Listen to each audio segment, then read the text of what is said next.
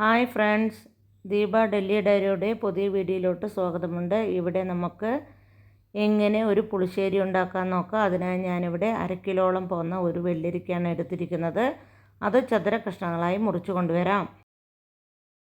കഴുകിയതിന് ശേഷം എല്ലാ വെള്ളരിക്കയും ചതുര കഷ്ണങ്ങളായി ഞാനിവിടെ മുറിച്ച് വേവിക്കാൻ ഇടുന്നുണ്ട്.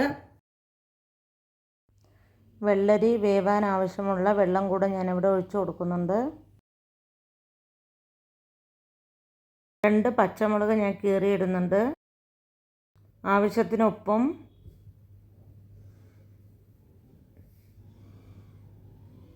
ഒരു ചെറിയ സ്പൂണിൽ മഞ്ഞൾപ്പൊടിയും ചേർത്ത് ഗ്യാസ് ഓൺ ചെയ്ത് വേവിക്കാനായിട്ട് അടച്ച് വേവിച്ചെടുക്കാം. ഇനി നമുക്ക് അരപ്പിനാവശ്യമുള്ള ഒരു മൂടി തേങ്ങയും അതുപോലെ 1 സ്പൂണ് ജീരകവും 1 സ്പൂണ് കുരുമുളകും അതുപോലെ 5-8 പച്ചമുളകുണ്ട്. ഈ പച്ചമുളകിന് അധികം എരിവില്ല.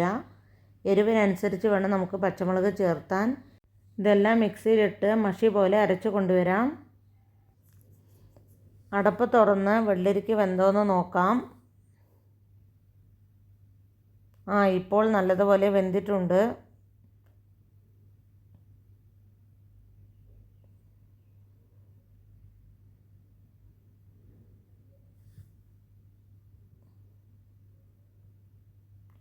ഇനി നമുക്ക് അതിലോട്ട് അരപ്പ് കൂടെ മിക്സ് ചെയ്ത് കൊടുക്കാം.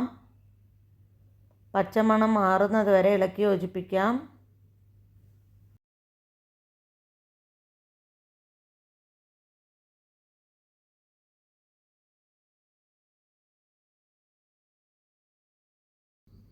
അരപ്പെല്ലാം ഇട്ടതിന് ശേഷം നല്ലതുപോലെ തിളയ്ക്കണം. തേങ്ങയുടെ പച്ചമണമൊക്കെ മാറി വരണം. അതിനുശേഷം മാത്രമാണ് നമ്മൾ തൈര് ഒഴിക്കുന്നത്. തൈരൊന്ന് ഉടച്ചൊഴിക്കുന്നതാണ് എപ്പോഴും നല്ലത്. ഗ്യാസ് ഓഫ് ചെയ്തതിന് ശേഷം മാത്രമേ ഒഴിക്കാൻ പാടുള്ളൂ കേട്ടോ.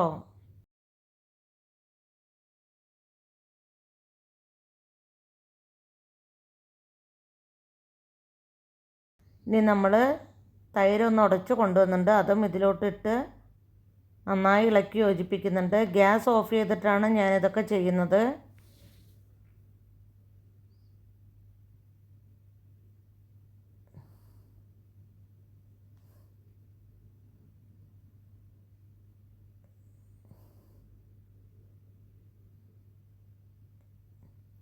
ഇപ്പം നമ്മുടെ മോരുകറി റെഡിയായി വന്നിട്ടുണ്ട്. ഇനി നമുക്കിത് ആവശ്യമുള്ള വറവ് കൂടി ഇട്ട് കൊടുക്കാം. ആദ്യം ഞാൻ ചെറിയൊരു ചീഞ്ചട്ടിയാണ് ഇവിടെ വെച്ചിരിക്കുന്നത്. ചൂടായി വരുമ്പോൾ അതിലോട്ട് നമുക്ക് വെളിച്ചെണ്ണ ഒഴിച്ചു കൊടുക്കുക. എപ്പോഴും വെളിച്ചെണ്ണയാണ് നല്ലത്. നാടൻ കറികൾക്കൊക്കെ വെളിച്ചെണ്ണ യോജിക്കും. അതിനുശേഷം നമുക്കൊരു സ്പൂണോളം കടുക് ഇട്ട് കൊടുക്കാം. ചെറിയ സ്പൂണാണ്. കടുക് നന്നായി പൊട്ടി വന്നതിന് ശേഷം മാത്രം നമുക്ക് കുറച്ച് ഉലുവ, 1/2 സ്പൂണോളം ഉലുവയും അതുപോലെ വറ്റൽമുളകും ഇട്ട് കൊടുക്കാം. ഈ സമയത്ത് കറിവേപ്പിൻ്റെ ഇല ഉണ്ടെങ്കിൽ നിങ്ങൾക്ക് ഇടാവുന്നതാണ്. പക്ഷേ എൻ്റെ കയ്യിലില്ല, അതുകൊണ്ട് ഞാൻ ഇടുന്നില്ല കേട്ടോ. ഇനി നമുക്ക് ആ ചേരുവ കറിയിലോട്ടിട്ട് നന്നായിട്ട് ഇളക്കേണ്ട കാര്യമില്ല.